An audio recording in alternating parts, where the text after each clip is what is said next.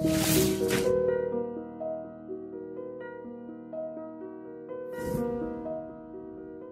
this is Ram Gopal Verma and congratulations to iDream for reaching 1 million subscribers.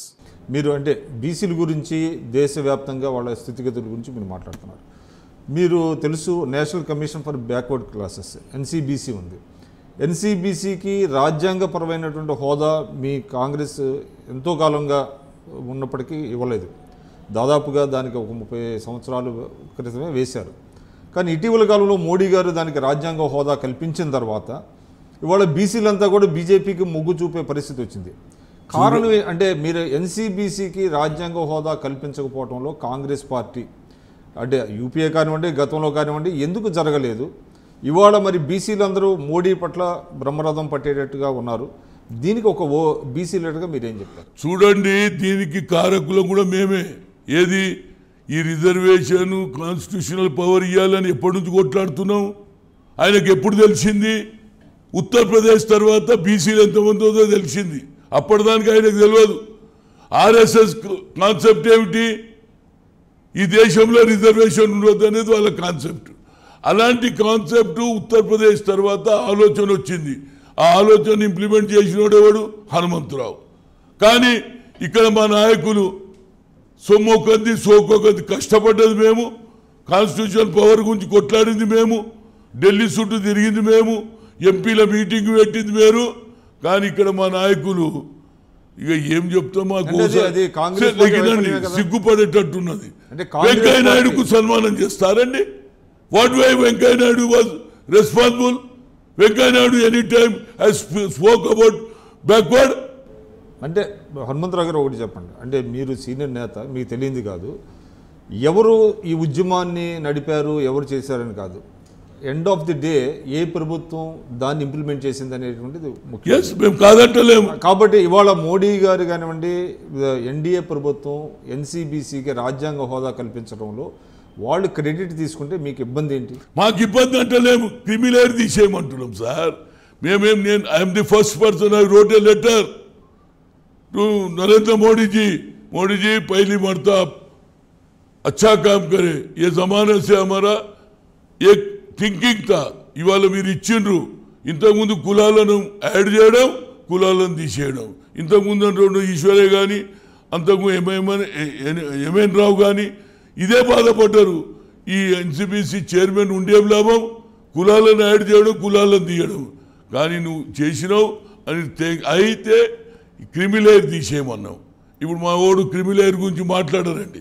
ఎంతసేపటికి చట్టసభల్లో అరే మనం వచ్చిన రిజర్వేషన్ ఇవ్వకపోతే చట్టసభలో కుర్చీచి కూర్చోబెడతారు. ఇది ఫైట్ చేసి తీసుకోవాలి. మనం కూడా ఫైట్లో రావాలి, మనం కూడా ఈక్వల్గా రావాలి. ఏమన్నాడు మహాత్మా జ్యోతిరావు పూలే? చదువుకుంటేనే భవిష్యత్తు అన్నాడు. చదువు లేకపోతే మీ భవిష్యత్తు లేదన్నాడు. చదువుకున్నాడు కాబట్టే బాబాసాహెబ్ అంబేద్కర్ రాజ్యాంగం రాయగలిగాడు బ్యారిస్టర్ అయి.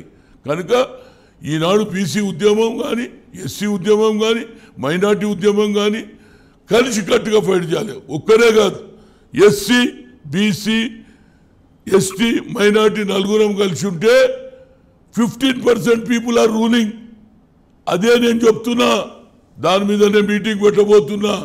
సార్ ఇప్పుడు చెప్తున్నారు సార్ మీరు, అంటే అనాదిగా ఈ రాష్ట్రాన్ని అంటే ఉమ్మడి ఆంధ్రప్రదేశ్ని ఎక్కువ కాలం పరిపాలించింది కాంగ్రెస్ పార్టీ.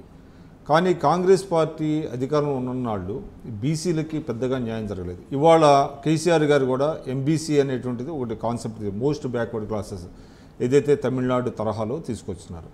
వాళ్ళకి ఒక కార్పొరేషన్ ఏర్పాటు చేయటం, తర్వాత వాళ్ళకి కొంత రిజర్వేషన్లు అంటే సబ్సిక్వెంట్గా ఇవ్వాలని అనుకోవటం ఒక మంచి అంటే ఇనిషియేటివ్ కాదంటారా? చూడండి, చెప్పడం వేరు, ఆయన అన్నీ చెప్తాడు.